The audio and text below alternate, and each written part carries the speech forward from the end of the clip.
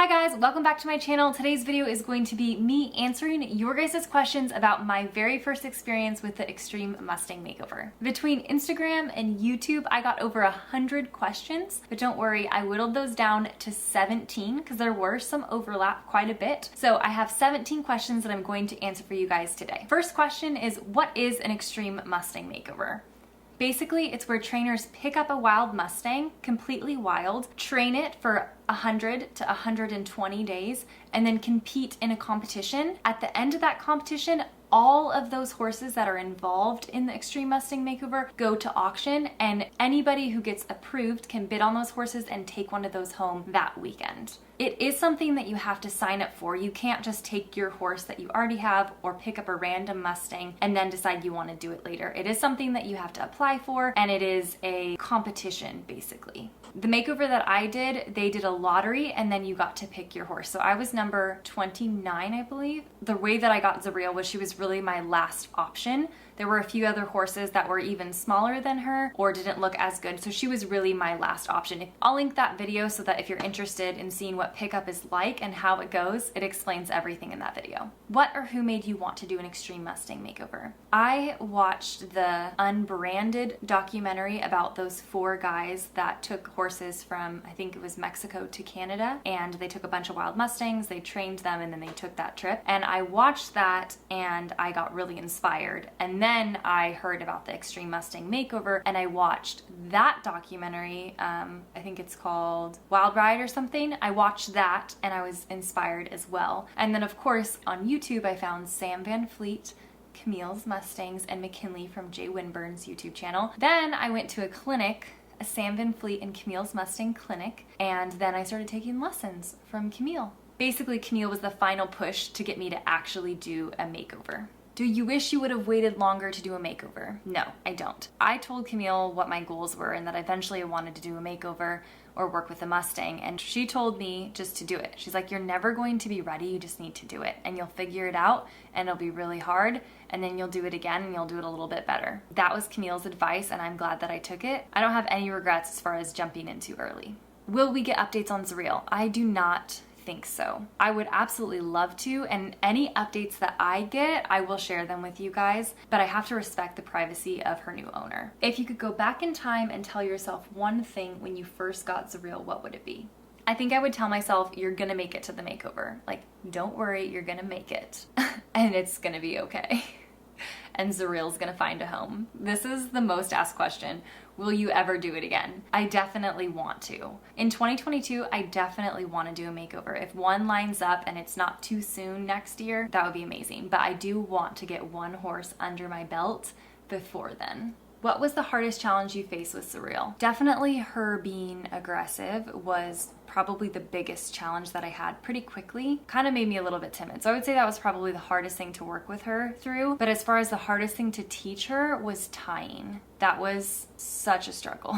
It took forever. How much do Mustangs typically cost? Now there's a few ways that you can go about this. If you adopt a Mustang, you can get them for as cheap as $25. That's the adoption fee. If you go to an auction, they all start at $25 if they are completely unhandled. And then you can bid and you can get one for as low as $25 or as high as thousands and thousands of dollars. If you want to get a tip-trained Mustang, then you can get one of those for $125. Those horses can pick up their feet, load, tie, halter, and lead, I think. I think it's those 5 or 6 things. And those ones you can get from a tip trainer for $125. You still have to get approved as an adopter through the BLM and everything. So $25, $125, or thousands if you're doing an auction and you're doing competitive bids. For the makeover though, cost-wise, the only thing that you have to pay for up front to be in the makeover would be your Mustang Heritage membership card, which I think is like $50 for the year or something like that. And if you have that, then you can apply. There's no application fee or anything. And then the pickup, you don't have to pay for anything either initially. So it is very cheap to get in.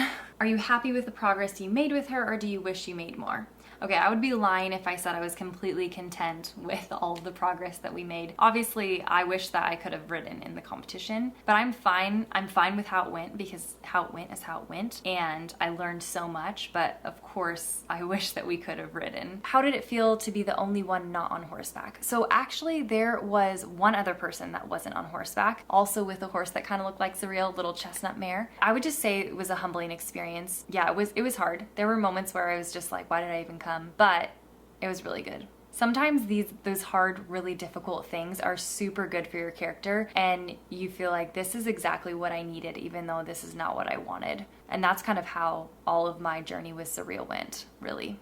How much time does it take? It's a lot of time. Okay, if I could just give you like a basic on average how much time I spent, it would be 2 to 5 hours a day, 5 to 6 days a week. If you're more experienced, you can get more done in that amount of time. And I know, because I saw Camille working with Yoshi, she spent a lot of time working with him. You don't get a horse to that level or any of the levels of those people riding without putting a lot of time. So I would say if you were to do this, you need to have probably between 3 and 5 hours, 5 to 6 days a week to put into that horse. What would you do differently if you could do it all again? My biggest regret would be having a rope halter put on her at pickup. Out of, I think, 35 trainers, like 30 put rope halters on them when they were in the chute. I don't have anything technically against this, but my experience was not a good one. A lot of trainers that you probably respect actually do that, but being able to get the halter off in the first few days is essential to having the halter on. Zurreal took weeks to get it off. So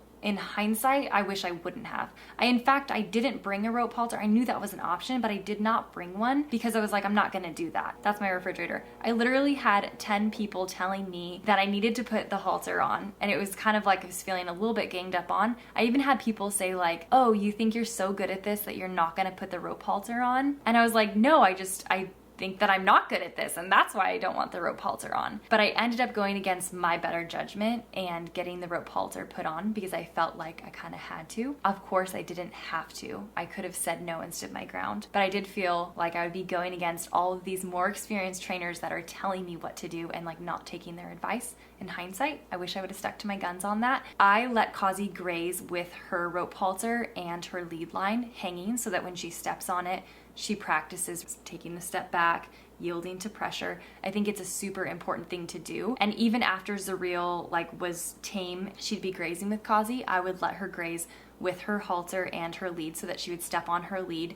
because it's a controlled environment and I can jump in and help. It's super important because if a horse gets their leg caught in a fence, a horse that knows how to yield to pressure will usually just stand there and wait for you to come rescue them. It's the same thing with hobble training, which I haven't done with Kazi, but hobble training and having a horse graze with a halter where they can step on it and yield to the pressure can literally save horses' lives. So it's super important, I think, to train them, but to start that way, I wouldn't do it again. Go with your gut and just kind of I'll take whatever the consequences are of this, but I'm just gonna stick to what I previously decided. So that's my biggest regret. What was the most memorable part? For me, I think it's because I've seen it on video so many times, but when Kazi and I are leaving the arena after our trail course, I just felt such a huge wave of accomplishment, felt so connected to her, even though in the video, we are not connected. She's stressed, she's over it. But I just felt like this huge wave of relief, I'm done. I don't have to go back in there by myself and show again. And it went well, and I was just like, we came here, we did the thing, and we are done. That's my most memorable moment with her. Of course, I have a ton of them, but that one is the one that sticks with me. I just have that picture in my brain of me kissing her on her neck. And yeah. How much did Zurreal sell for? She sold for $500, which was the lowest bid amount that you could have bought her for. That's what they started all the bids at this time. Anything over $200, you get to split. 500 minus 200, 300. That 300, the Mustang Heritage Foundation and the trainer, which is me, get to split. So I made $150 off of Zurreal. So yeah, I'm thinking about buying a 30-acre horse property with all that money. So it's really exciting. Okay, and then how much did it cost? A lot. About $4,500 to $5,000. A lot of that money is training cost. I'd have to sit down and actually do the math, but I'm pretty sure I got 10 to 15 lessons with Camille. And then I also put Zurreal in 30 days of training with Camille. So that training fee is about half of how much I spent on her, like those in the 4 months that I had Zurreal. Like this is just food, hoof trimming, vet, teeth float, and then her supplements that she was on, like garlic, MSM, Mare Magic, Diatomaceous Earth. Did I say garlic? I think so. Fly spray, like it's literally just that kind of stuff. Oh, and I also bought a bridle and a Clinton Anderson halter and like a few different big ticket items that I still have even though she's gone. And so I'll be able to reuse those. But in Texas, alfalfa bales are like $13 to $14 right now. So that's a lot. And then Bermuda, I think, is at $10 to $11. If you get it in bulk, you can get it for cheaper. But I have a friend that lives in a different state and her bales are $4. That's insane to me, but yeah, Texas hay is expensive.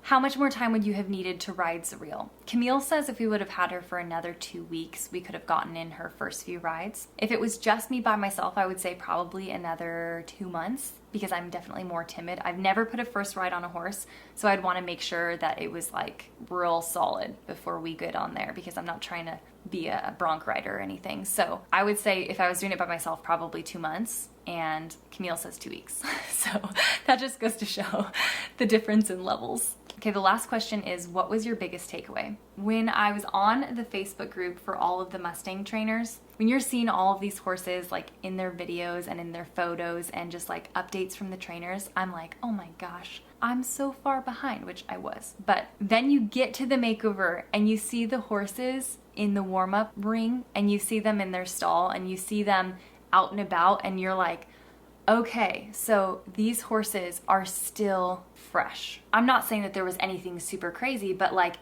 was not uncommon for those horses to buck, to kick out, to like, it was not uncommon to see that in the warm-up arena. Like even in the top 10. I mean, you could even see it in their freestyles or their shows when the horse is, refusing or just like kicks out. That was the biggest thing, is I just thought that these horses were going to be a lot more finished than they were. And we didn't have as many huge big name trainers there, but I still think in general it's the reality that you cannot completely finish a horse in 4 months. All right guys, that's it for today's video. I hope that I was able to answer most of your guys' questions. If you liked this video, please give it a thumbs up and make sure you are subscribed, and I'll see you in the next video.